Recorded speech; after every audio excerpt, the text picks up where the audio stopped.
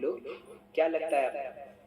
कोई कहेंगे महाराज वैकुंठ में रहते हैं, कोई रहते हैं स्वर्ग में रहते हैं, कोई कहते हैं ब्रह्मलोक में रहते हैं, कोई कहते हैं कैलाश में रहते हैं, कोई कहते हैं क्षीर सागर में रहते हैं। कहाँ रहते हैं? तो भगवान श्री नारद जी को अपना पता बता। भगवान बोले नारद आज से याद कर लो, लिख लो हमारा पता, कोई भी पूछे तो बता दो क्या पता है हमारा। तो भगवान ने कहा नाहं वसामि वैकुंठे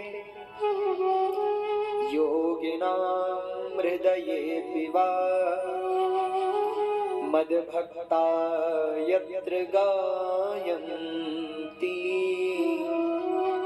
तत्र तिष्ठामि नारद।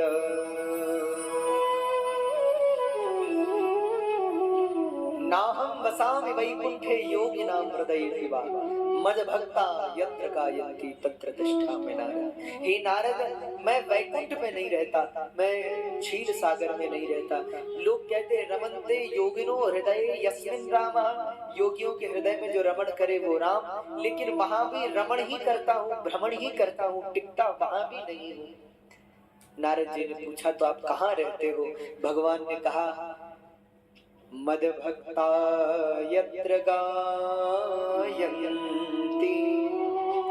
जहां मेरे भक्त मेरे नाम का गुणगान करते हैं, जहां मेरे भक्त मेरे नाम का कीर्तन करते हैं, जहां मेरे भक्त मेरी कथा को सुनते हैं, तत्र तिष्ठामि नारद, मैं ही नारद में वही रहता।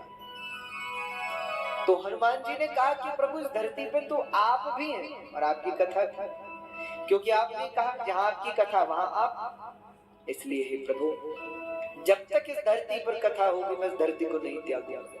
और उस दिन से और आज तक यत्र यत्र रघुनाथ कीर्तनम तत्र तत्र कृतमस्तकांजलि वाष्पवारि परिपूर्ण लोचनम मारुतिम नमत राक्षसांतकम।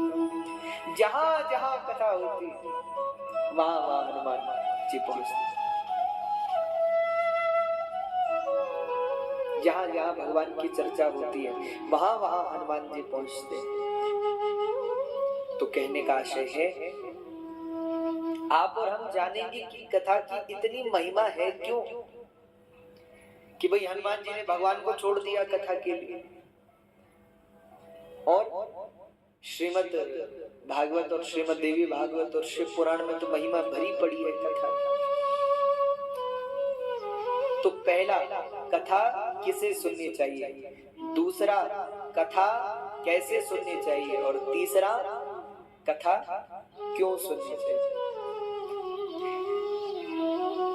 और जब ये तीनों समझ में आ जाएगा तब हम समझेंगे कि कथा सुनने से क्या होगा। तो इन 4 प्रश्नों का समाधान महात्म्य में दिया गया है, आप और हम श्रवण करेंगे। यहाँ सर्वप्रथम ऋषियों ने माँ जगदम्बा को प्रणाम किया। माँ को प्रणाम करके माँ से प्रार्थना की, हे माँ तुम हमारी वाणी में बैठो और कथा प्रारंभ करो। तो महात्म्य के प्रथम श्लोक में भगवान व्यास भगवती को प्रणाम कर रहे हैं। सृष्टौ या सर्गरूपा जगदवन विधौ पालनीया चरौत्री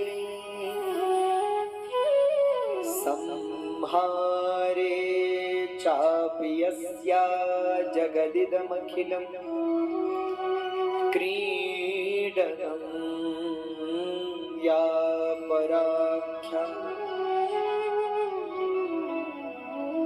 पश्यन्ति मध्यमाथौ तदनु भगवती वैखरी वरुणरूपा सास्मद्वाचं प्रसन्ना विधिहरिगिरिशा राधितालंकरोतु सास्मद्वाचं प्रसन्ना विधिहरिगिरिशा राधितालंकरोतु।